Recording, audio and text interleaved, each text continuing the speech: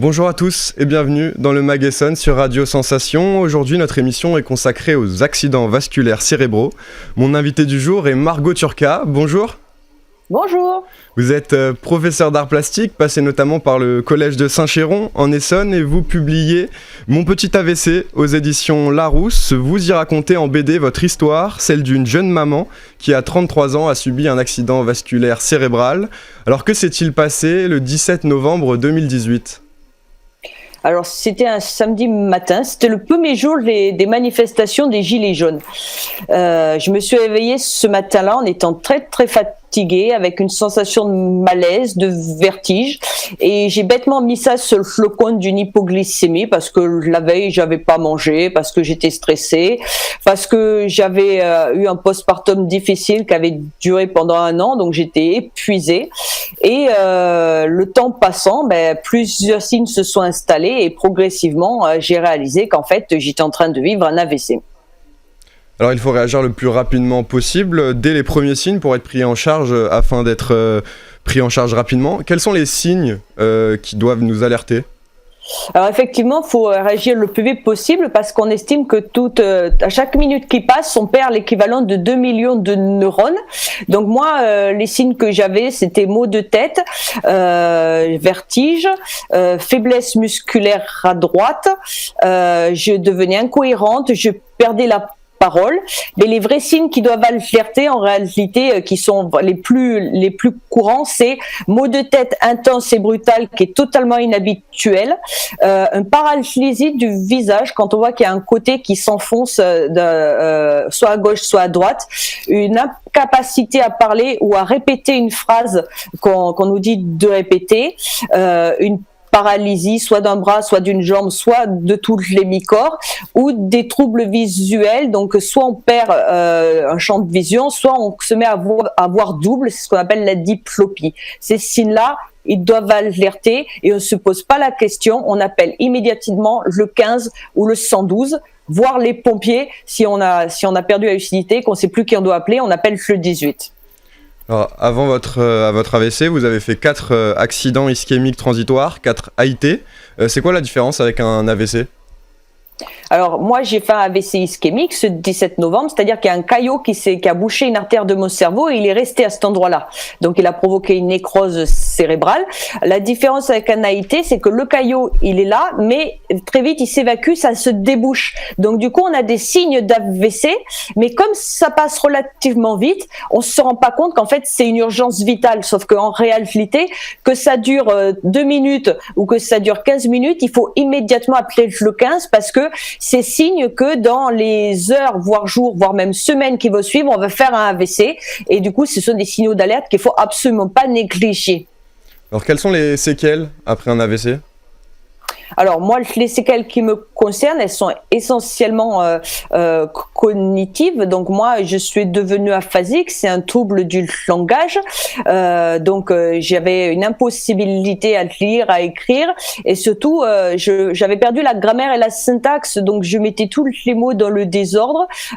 J'arrivais plus à conjuguer, j'étais incapable de vous voyer quelqu'un.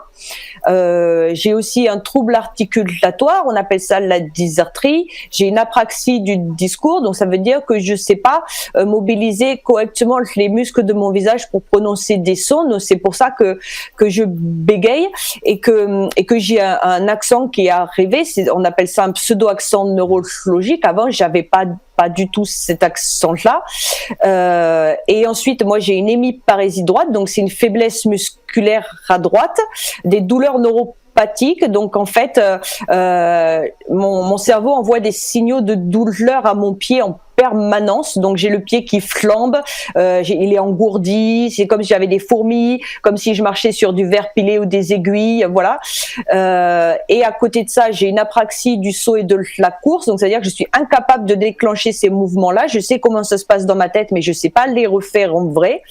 J'ai des troubles cognitifs et je souffre aussi d'une hyperfatigabilité parce que ça, après un AVC, on devient ultra fatigué et j'ai ce qu'on appelle des des hyperesthésies, donc c'est comme des hypersensibilités au bruit, à la lumière et aux odeurs. Et tout ça, ça me fait un petit package de séquelles qui me sont propres, mais après un AVC, on peut devenir paralysé, on peut s'ouvrir aussi par exemple d'un truc qui s'appelle l'héminégligence, c'est-à-dire qu'une partie de son corps n'existe plus. Par exemple, la partie gauche ou la partie droite du corps n'existe plus.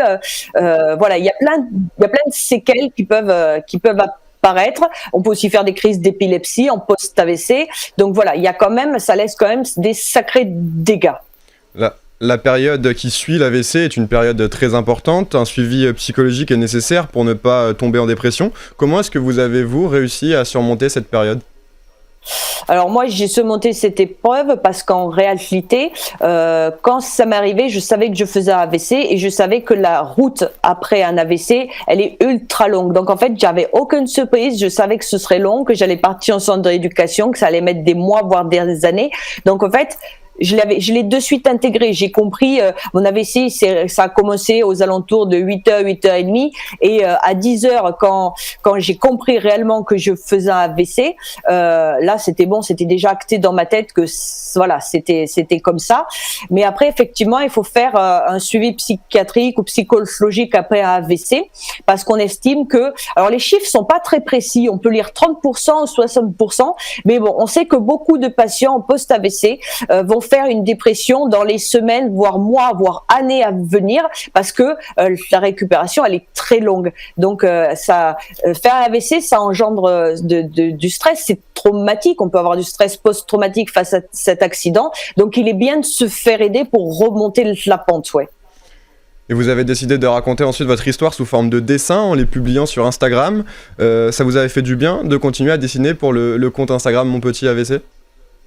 Alors, je savais que je pouvais dessiner après mon AVC parce que quand j'étais en soins intensifs, je crois que ça faisait 12 heures que j'avais fait mon AVC, mon copain m'a donné un crayon et il m'a dit essaye de voir si tu peux dessiner, et je savais que je pouvais dessiner. Et en fait, quand j'ai commencé à raconter ça, à la base c'était juste pour mon fils, pour qu'il comprenne pourquoi maman était plus à la maison depuis de longs mois, et lui expliquer ce qui s'était passé parce qu'il était tout petit, il avait 14 mois, donc je voulais lui laisser une trace, mais comme j'étais pas capable de bien écrire, je me suis dit je vais le faire par dessin. Donc l'idée c'était que lui il avait la version papier, et après j'avais commencé à publier ça sur Instagram pour ma famille, pour mes proches, pour expliquer ce que je vivais et laisser une trace de ce que c'est faire un AVC, parce qu'en réalité il n'existe rien sur l'AVC pour les jeunes en France, quoi. Enfin, il n'y a pas de document là-dessus. Quand on entend parler de l'AVC, on croit souvent ça touche que les personnes âgées, et pour les gens comme moi qui ont 20, 30, 40 ans et qui font un AVC, il y a très très peu de ressources. Puis ces dessins, vous les avez compilés dans ce livre, Mon Petit AVC. Comment est-ce que Larousse vous a-t-il contacté pour publier ce livre ? Alors, par pur hasard, j'ai reçu un jour un MP sur Instagram d'une dame qui se présentait comme éditrice chez Larousse. Du coup, j'avais trouvé ça un petit peu suspect sur le moment parce qu'elle n'avait ni photo de profil, ni abonné, ni rien du tout. Donc, je me suis dit, qu'est-ce que c'est que cette plaisanterie ? Et je lui ai répondu. Et en fait, dès le lendemain, on a commencé à se téléphoner et on a mis en place le projet. Et pendant 9 mois, on a travaillé ensemble sur la rédaction de cet ouvrage qui au départ devait faire 250 pages, mais il y avait tellement de choses à raconter qu'on est monté à 320 pages parce qu'on voulait pas faire un récit tronqué, on voulait qu'il y ait l'essentiel dedans, mais bon, si on avait vraiment tenu à tout mettre, il aurait fait 800 pages le livre. Et pour poursuivre votre combat, vous augmentez la prévention sur les AVC, vous soutenez la pétition AVC. Une lettre devrait être envoyée au ministre de la Santé, Olivier Véran. Quelles sont vos revendications ? Alors, c'est ma copine Jessica qui a le compte Instagram Douleur Neuro qui a lancé cette pétition parce qu'elle-même, elle a été victime d'un AVC. Et c'est vrai qu'aujourd'hui, en France, il n'y a pas de campagne de sensibilisation autour de l'AVC. Théoriquement, dans les programmes scolaires, il faudrait qu'à la fin de l'E3e, tous les élèves sortent en ayant le brevet des premiers secours. Et c'est vraiment théoriquement parce que tous les établissements scolaires ne sont pas en mesure de mettre en place la formation de premiers secours.